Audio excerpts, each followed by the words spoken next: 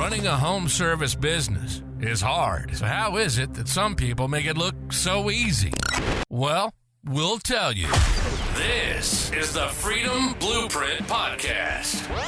It's always good to hear the wins that successful contractors have. But have you ever thought that the best advice would be to hear about the speed bumps they encountered, the mistakes they've made along the way? We're going to talk about the good, the bad, and the ugly. We want you to be successful and avoid the mistakes others have made. Let's get this party started. Welcome to the Freedom Blueprint Podcast. Now your host, Justin Deese. Welcome to Freedom Blueprint Podcast. I am getting to hang out today with Sam Preston from Service Scalers. Let's go. So, Sam, good to have you, man. Dude, it's good to be here. Happy Friday. Yeah, happy Friday. Yeah, the time of recording, it's Friday. And how's the weather up there? Oh, it's beautiful. It's going to be 70 degrees outside. You know, I'm going to have to get on a walk. It's sunny. It's great because we just had like the snow apocalypse like last week. It was like a whole 2 inches and everything shut down and broke everything. So glad to get past that. Yeah, I'm in the panhandle of Florida. We got 10 inches of snow. Wow. So pass on that ever again. Yeah. But it's been interesting because my wife and I get to have those conversations about my daughter's a senior, and I'm like, Key West and Aruba, it doesn't snow there. And, so. Yeah, let's do it. But she's not in for that. So, Sam, tell us a little bit about what is Service Scalers? Service Scalers is a home service marketing agency, digital marketing agency, focused on all things search into a beautiful, high-converting website. And so think your normal LSA, Google Ads, SEO, Map Pack, Google Business Profile, all push to a website that helps you convert.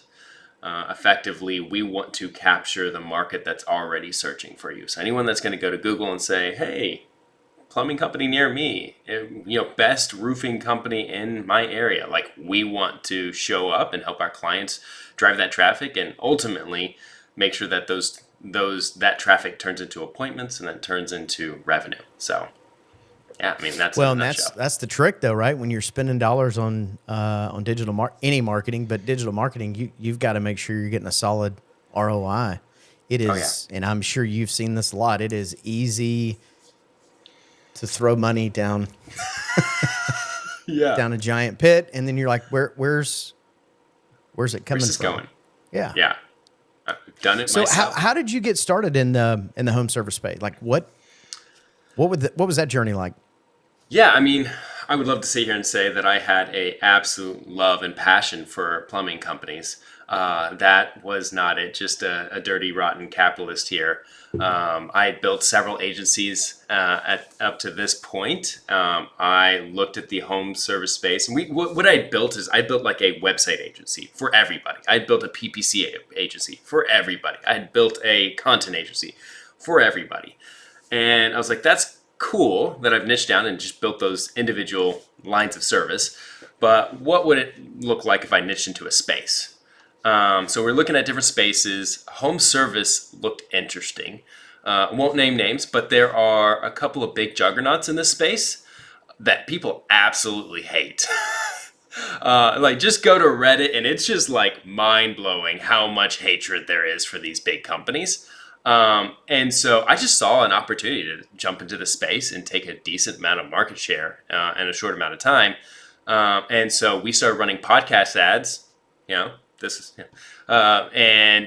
it started driving a decent amount of leads, right off the bat, 40 leads in a month. And I was like, wow, this market looks like it needs something. So we spent 2 hours. We threw up a website and quickly saw that there's an opportunity. So in 2024, we are sitting at 10,000. And we are just north of 2 million right now, on our path to 5 million by the end of the year. Very cool. That's amazing growth. As my buddy John Lee Dumas says, the riches are in the niches. Dude, I haven't heard this podcast. And it's one of those things where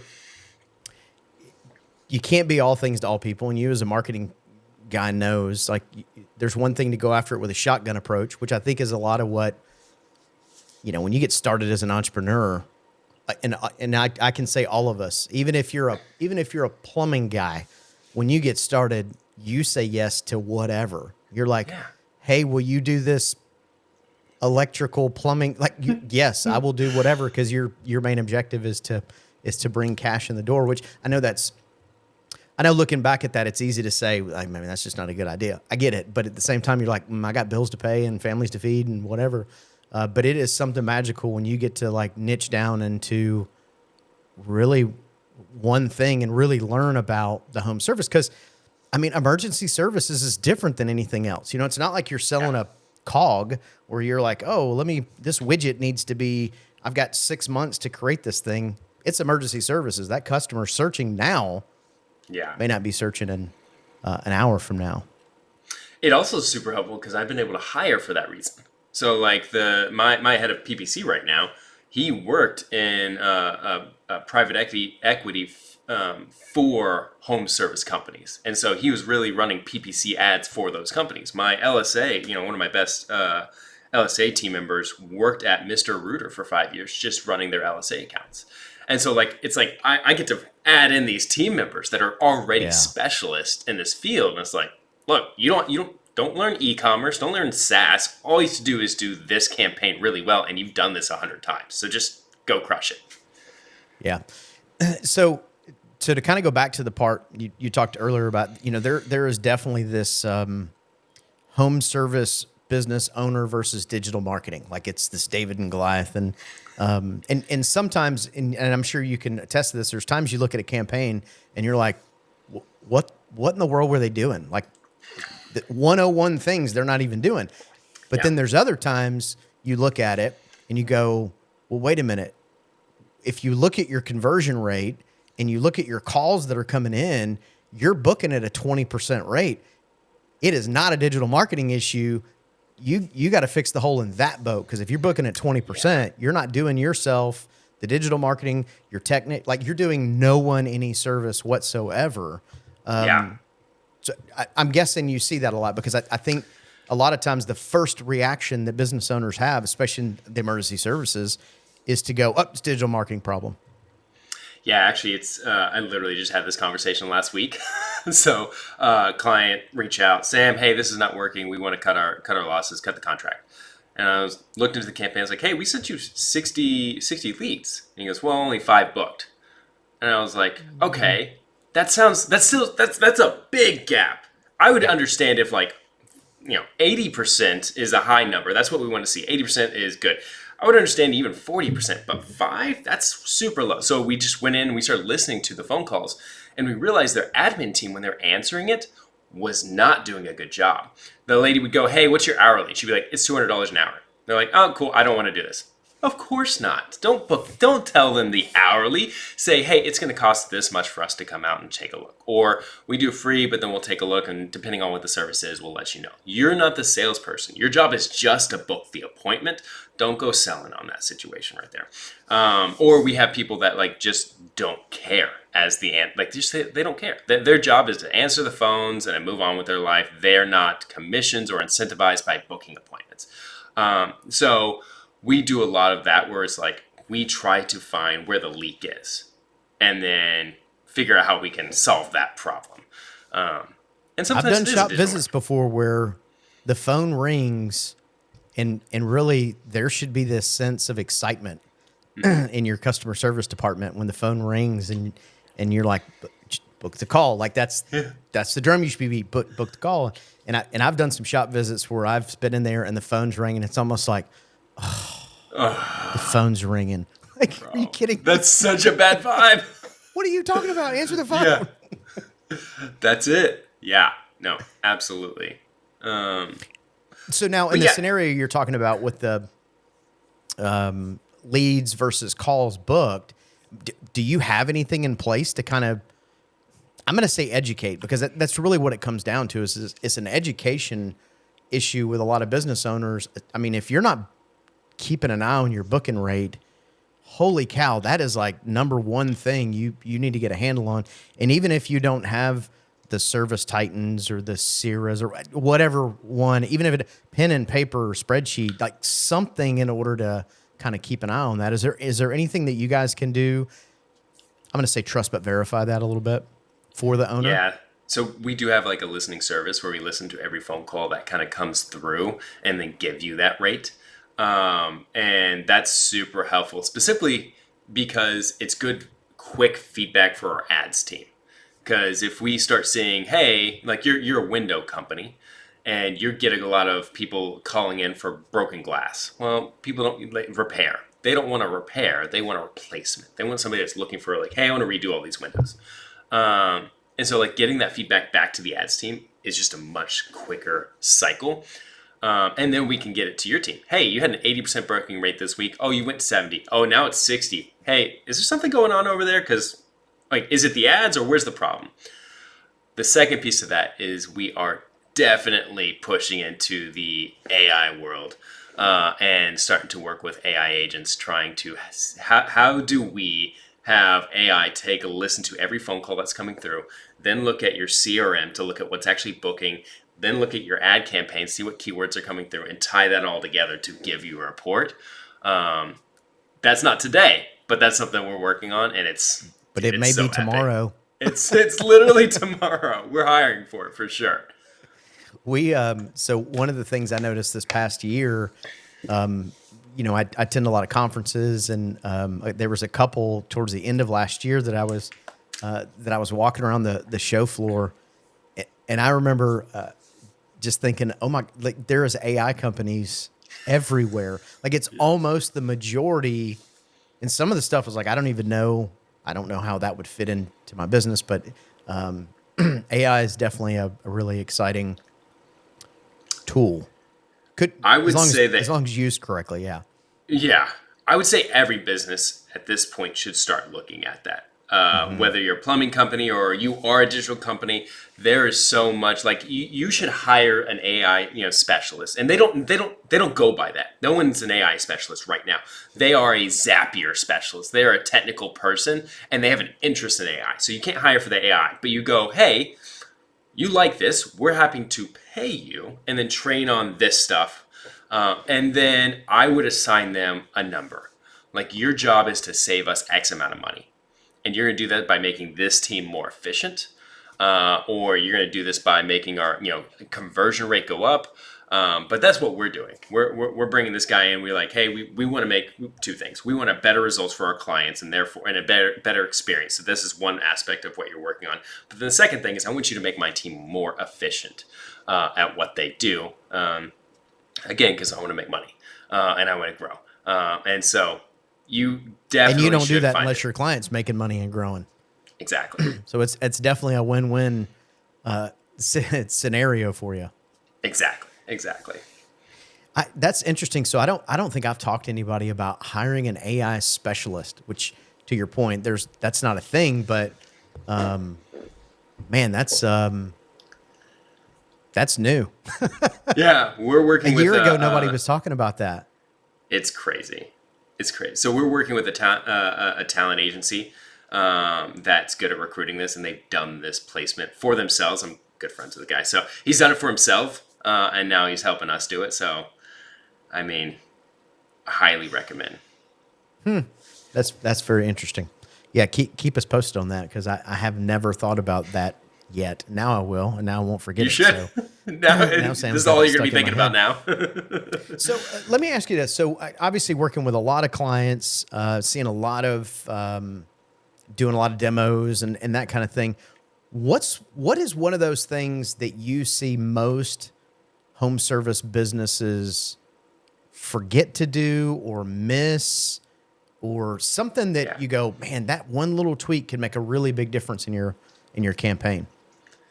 Yeah, I think I see this in a lot of plumbing companies, specifically when it's not a private equity firm that's come in and bought. When they are somebody that's built from the ground up, they are first a plumber, and then like that's what they think their business is. And you're not a plumber. You are in the business of acquiring new customers. That is the most important thing that you do in your business. The fulfillment side of it is great, and you need to be good. You got to go get those reviews. But if you're not good at acquiring new customers, you will lose out.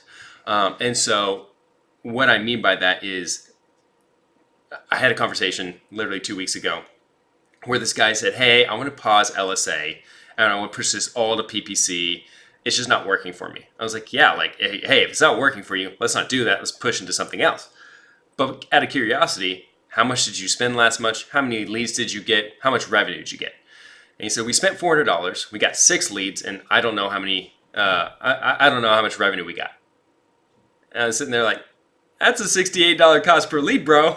Yeah, Like, pretty good. What do you mean it's not working? And why don't you know how much revenue you generated from that? So that's the thing that I see all the time. One is make sure that your leads that are coming through all have a source. And that should be tied to a closed won deal. You should be able to say PPC drove me $80,000 of new business this month, right? Like, you should be able to have that conversation.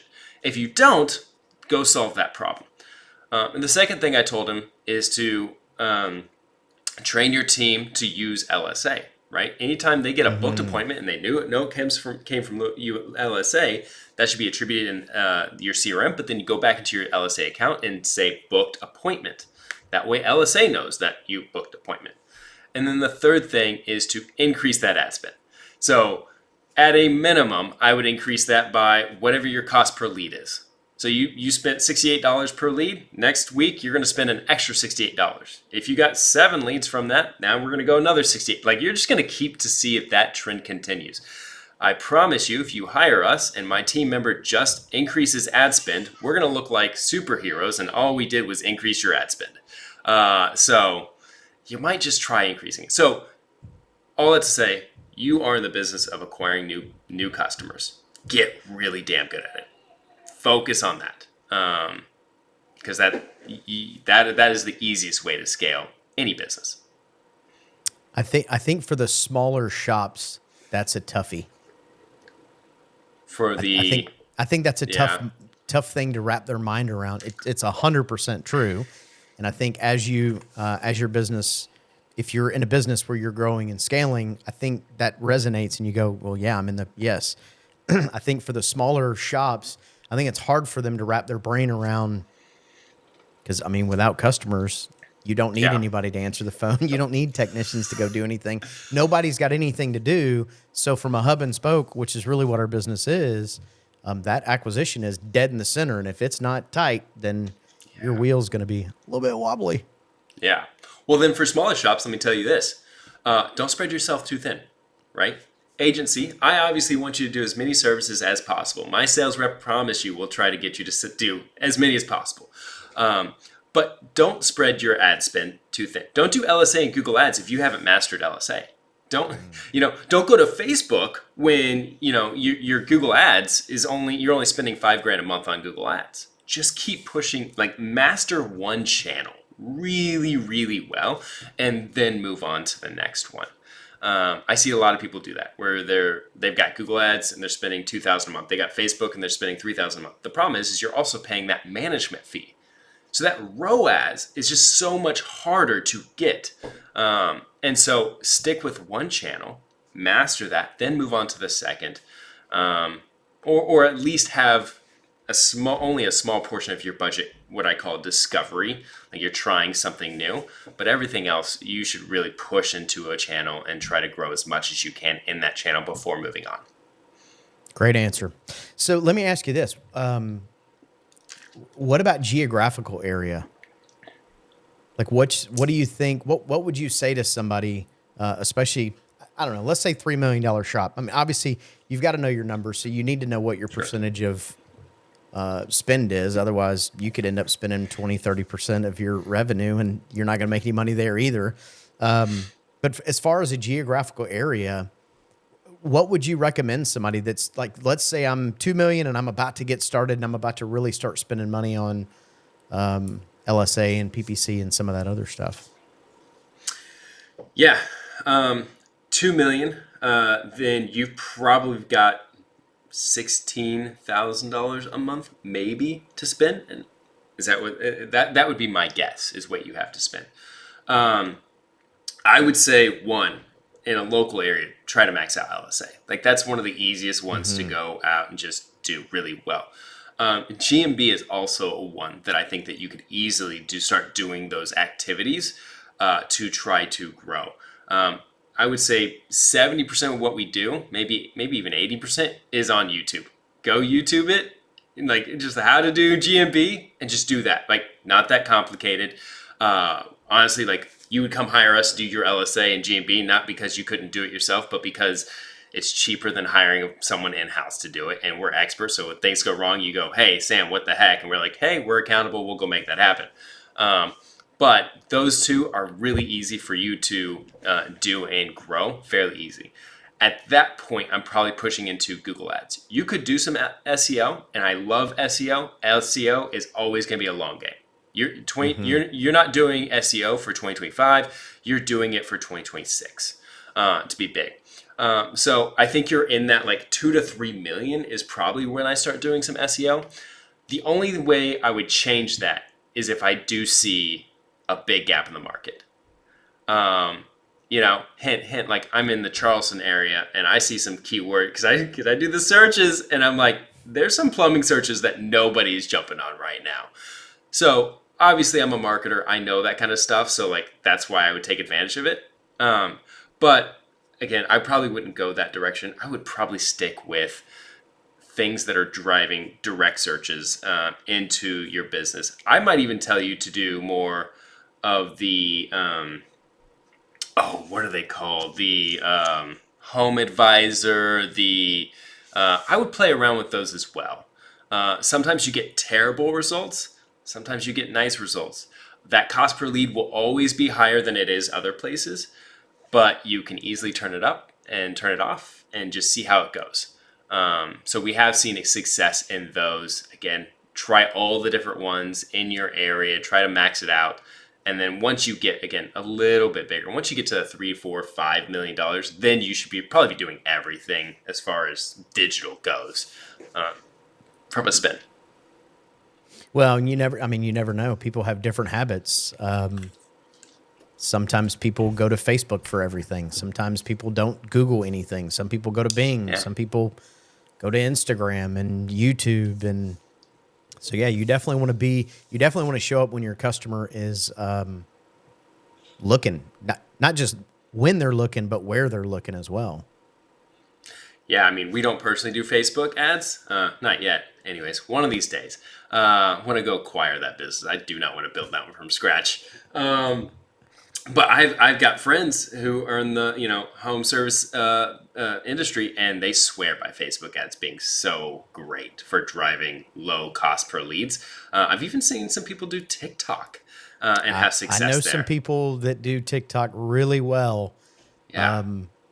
But it is, I think people forget sometimes TikTok, Facebook, Instagram, whatever it is, they're social media, which means they're social. So running just ad after ad after ad is not going to capture, you run some of these funny videos and some of these goofy clips. That's what people are there for.